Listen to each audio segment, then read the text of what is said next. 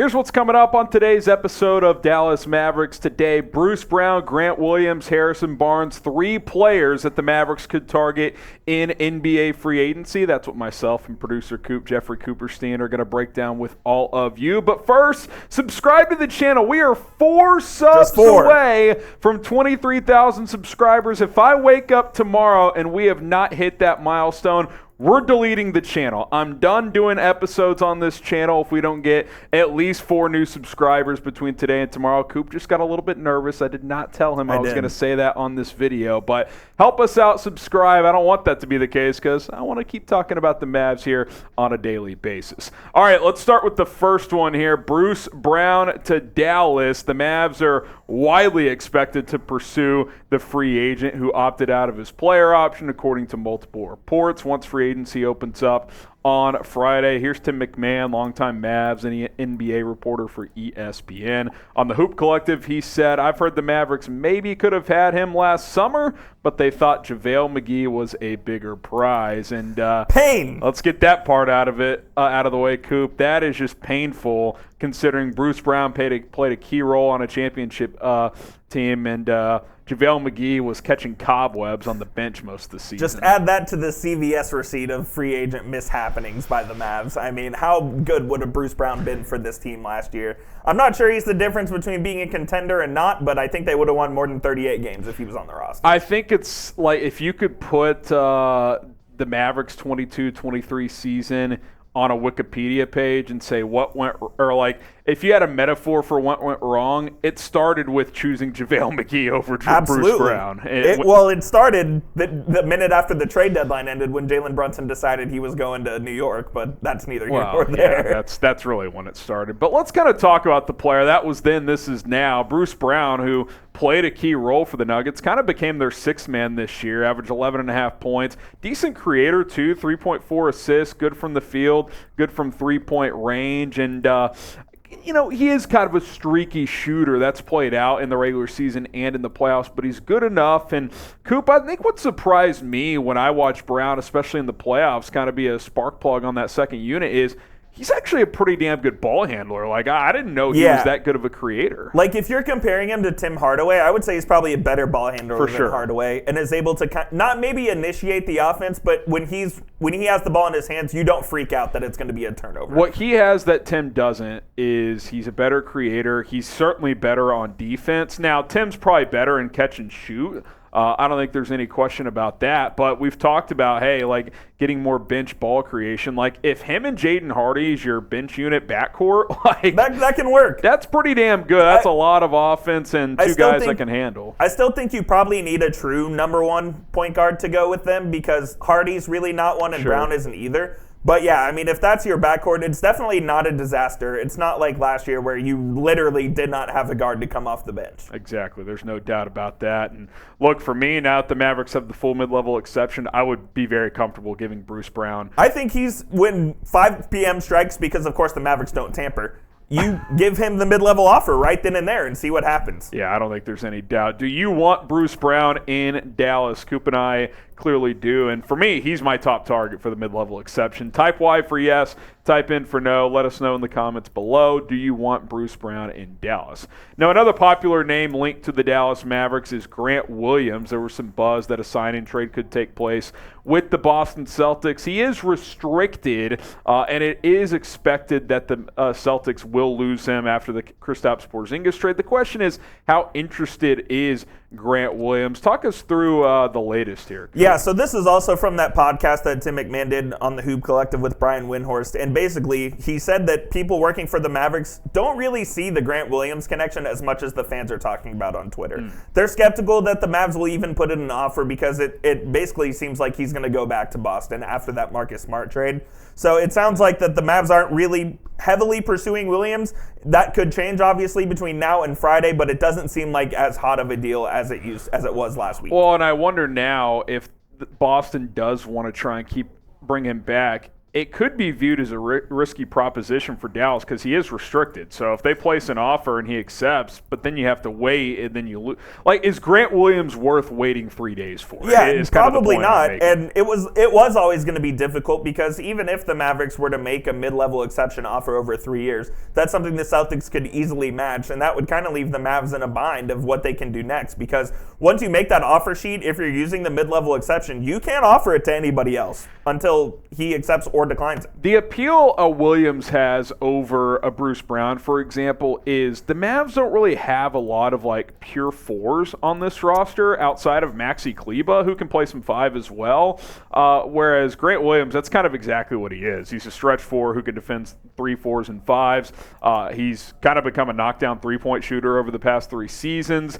More physical, big defender than a guy like Bruce Brown is, and we know he's not afraid to mix it up. We saw him get into it with Jimmy Butler in the Miami Heat series, which, you know, some could say that backfired, but like you at least like guys who aren't willing to back down. I prefer Bruce Brown, Coop, because he's an excellent defender as well. He's obviously smaller, but he can defend 1 through 3s at a pretty high clip, and I like the ability that he can create offensively, whereas Grant Williams isn't going to do a lot of that. Yeah, I agree. And also, like, Grant Williams is a good player, but if you really look at what you're getting 8 points and 5 rebounds. So it's not like you're getting someone who's going to make a crazy impact. Yeah, he'll play 25 minutes a game and he'll impact on the defensive end as well. But if you're paying $12 million a year, the guy better be able to score at least 10 points a game. So I would expect more offensive output from someone like that, and that's why I think I would prefer Bruce Brown over Grant Williams as well. Yeah, not only is Bruce Brown probably going to give you over 10 points per game, he's going to get you potentially 3-4 assists as well. So he's going to account for, you know, anywhere from 15 to 20 points on any given night. Now, should the Mavericks sign Grant Williams? Maybe you're in the Grant Williams camp. Type S for sign or P for pass. I'm not against Grant Williams. I would just prefer a couple of other guys that could be in this same price range over him. Let us know what you guys think down below. Before we talk about Harrison Barnes and the potential of bringing him back to Dallas, these draft hats are still available, and again, they're not really like hats that you can only wear around the draft. You can wear these year long. So go to chatsports.com/NBA draft hats, pick a Mavericks one today, and rep your squad with these new draft hats. Chatsports.com/NBA draft hats.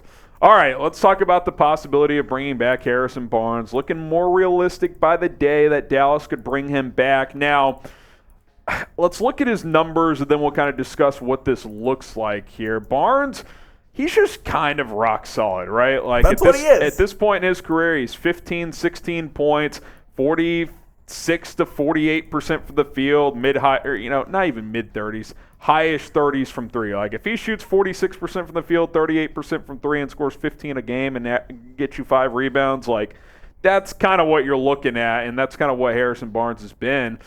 Just a steady presence on that Kings team for several years now. So there was also a report on that MacMahon podcast, and this is pretty interesting. That had a lot of juice, by the way. Go check it out. But MacMahon basically said that the Mavericks traded Harrison Barnes because Rick Carlisle loved him so much. He was still running sets and designing the offense through Harrison Barnes as opposed to Luka in his rookie year. So they had to trade Harrison Barnes essentially to force Rick Carlisle's hand into giving Luka Doncic the keys to the offense. The Mavs obviously have a history with Harrison Barnes. They love him. They love the teammate. They love the player. He liked being here. He liked being here as well. I could see a reunion happening. I really could. I'm not sure exactly what the numbers look like on that. I have to assume it's more than the mid-level, which means it would be a sign and trade of some sort. So I think it's a combination of Tim Hardaway or Reggie Bullock plus JaVale McGee. Yeah, I mean, a couple things at play here. One, he would have to be set on coming here because the Kings aren't going to sign and trade, I don't think, for the sake of doing it. I think they'd probably rather just bring him back. And two, I'm with you. Look, if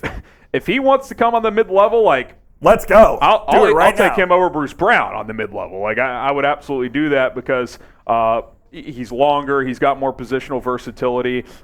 Maybe he's not quite the defender, but still a good defender, and he definitely gives you more offensive punch.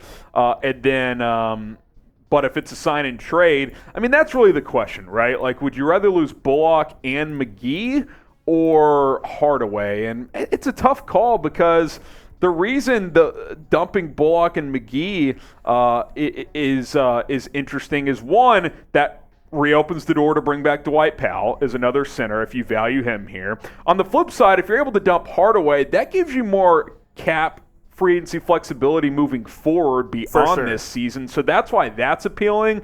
Yeah, it's a tough call. It's a balancing act because I think Hardaway is the best player of those three by a pretty fair margin, but you're also having to look towards the future. Who knows what the new CBA will hold? Will the Mavs have extra cap room if they give up Hardaway than they originally thought they might have had? So it's definitely a difficult decision for the Mavs to make. I will say this. I think Harrison Barnes is much more attainable than Grant Williams at this point in time just because of Williams' restricted free agency status, and I think Barnes kind of has a history here and wouldn't mind coming back. If it's not the mid-level, the last contract Barnes signed was 4 for $85. Correct. To be clear, I would not go that high.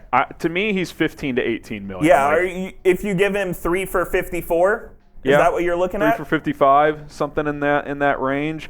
It'll be interesting. I think I would be comfortable doing that if I was Dallas. And look, if you dump Hardaway and you kind of just replace what he makes per year on Barnes, I'd probably do that. Tim's on that. I think he's making around 17, 18 for the next 2 years. Like if that's what Barnes' new deal is on a 3-year deal, I think I would absolutely do that. All right, pick one to sign. Set money aside. If you could pick one player to become a Maverick in the next week, who is it? If it's Bruce Brown, type 1. If it's Grant Williams, type 2. If it's Harrison Barnes, type 3. I think we'd be happy with all of these, but if I had to rank it, I'd go Barnes 1, Brown 2, and then Williams. Kind of a distant third there, but I'd still be okay with it at the end of the day. All right, guys, Coop, myself, we're going to be back every single day this week. Coop's actually out tomorrow, but I'll have a video for you guys on the channel, so be on the lookout for 4 subs away from 23K. Subscribe.